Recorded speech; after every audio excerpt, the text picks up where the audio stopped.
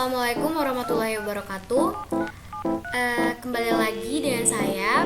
Sebelumnya perkenalkan, nama saya Dewi Sartika, NIM 2018-31068, mahasiswi Institut Teknologi PLN Jakarta dari jurusan Teknik Informatika.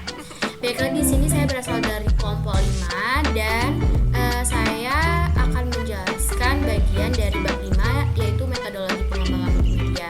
Sebelumnya di sini saya juga tertera nama teman-teman saya, di mana ada Aryo Nugroho, Ida Sari Amalia, dan Andi Nur Ainun Putri Utami.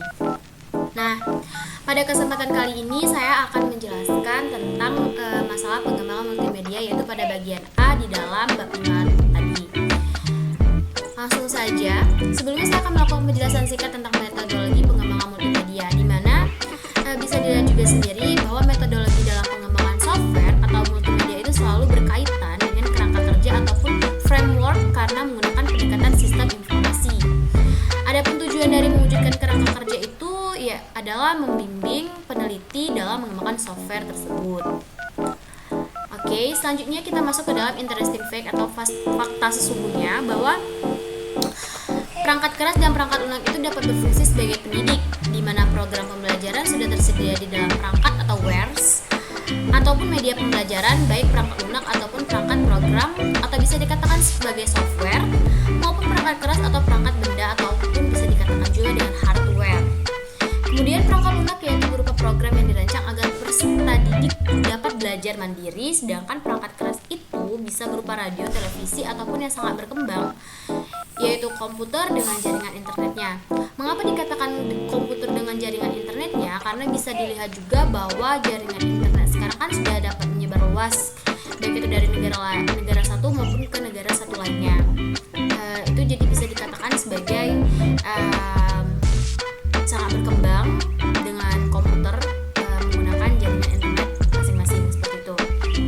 Nah, kemudian kita masih di interesting fact juga bahwa perangkat lunak itu adalah program pembelajaran yang dapat dipelajari oleh peserta didik secara individual karena melihat isi program adalah tentang tujuan yang hendak dicapai. Kemudian materi pembelajaran yang hendak dipelajari serta dikuasai, adapun kegiatan, strategi, metode, ataupun teknik yang harus dilakukan. Dalam praktek pembelajaran itu sendiri dapat menerapkan penggunaan kedua perangkat tersebut secara bersamaan. Mengapa? Karena tujuannya itu adalah mengefektifkan proses pembelajaran agar perangkat itu sendiri dapat menunjang keefektifan belajar, dan desain pembelajaran menggunakan analisis sistem, yaitu seluruh komponen pembelajaran dianalisis serta dikembangkan dengan manage pada tujuan tertentu seperti itu. Oke, masih di interesting fact juga. Pada sebagian besar desain sistem informasi saat ini dilakukan oleh para perekayasa perangkat lunak atau software engineering dan programmer yang memfokuskan perhatian serta energi kreatif pada mekanisme dari sistem informasi. Mengapa? Karena bisa dilihat juga pada banyak kasus terdapat kegunaan serta manfaat dari sistem informasi masih sering tidak dipertimbangkan pada tahapan desain, serta juga masih sering kali menghasilkan sistem informasi yang tidak dapat memberikan informasi yang handal terhadap pengguna seperti itu. Jadi bisa dikatakan pada kasus-kasus yang telah terjadi terdapat kegunaan dari manfaat sistem informasi itu masih di dalam bagian desainnya itu masih belum banyak dipertimbangkan oleh para pengguna, karena mungkin dalam sistem informasi itu sendiri di bagian desainnya tidak terlalu diperhatikan seperti itu. Nah, selanjutnya adalah metode seperti collaborative design ataupun ethnography serta kontekstual design yang patut untuk dilibatkan dan dijadikan masukan. Mengapa? Karena melibatkan pengetahuan serta kemampuan para ahli bidang pendidikan. Dan juga dengan demikian para pengembang teknologi informasi dan komunikasi sebaiknya tidak hanya memfokuskan pada perhatian metode teknis seperti Object Oriented Analysis atau OOA, atau juga seperti Unified Modeling Language atau UML. Nah, untuk di dalam pengembangan sistem yang lebih baik seperti itu. Oke. Nah, di sini masih di interesting fact, tapi kita membahas tentang karakteristik dari multimedia pembelajaran. Mengapa? Karena yang pertama itu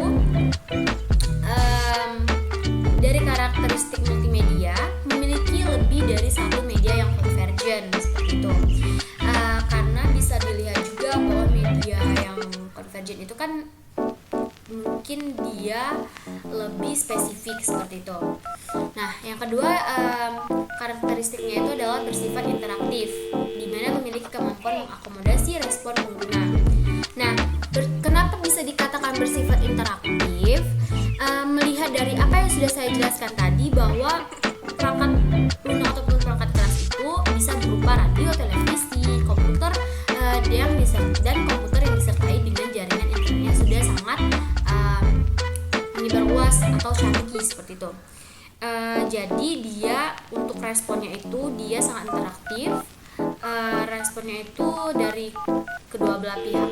Itu misalnya kita pengguna, jadi kita pengguna, kita bisa ingin mencari suatu informasi dari komputer beserta dengan jaring internetnya itu kan. Jadi dia kayak oh ada nih, langsung direspon sama bagian internetnya karena melihat suatu kecanggihan dari jaringan internet serta komputer yang digunakan ataupun media multimedia seperti handphone ataupun yang lain. Kemudian yang ketiga karakteristiknya itu adalah bersifat mandiri, di mana bersifat mandiri itu dia lebih ke memberikan kemudahan terhadap pengguna. Mengapa dikatakan memberikan kemudahan terhadap pengguna? Karena bisa dilihat juga bahwa mengambil contoh dari internet dan komputer tadi ataupun handphone bisa dikatakan multimedia juga.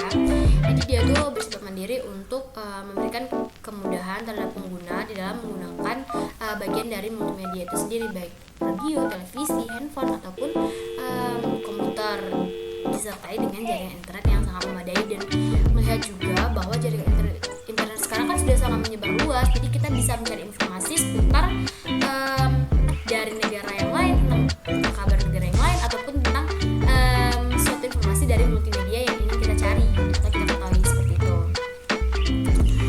Oke, nah mungkin untuk sebagian dari penjelasan yang akan saya sampaikan hanya sebatas ini, karena melihat juga saya terdapat daftar pustaka yang dimana saya mengambil referensi dari link yang tertera di sini, serta mengambil juga referensi dari penjelasan dari dosen multimedia saya. Oke, mungkin untuk penjelasan yang dapat saya sampaikan pada kali ini cukup sekian. Apabila ada salah kata tentu saja saya mohon maaf, dan kepada Allah saya mohon ampun. Saya akhiri, wassalamualaikum warahmatullahi wabarakatuh. Terima kasih, semoga bermanfaat.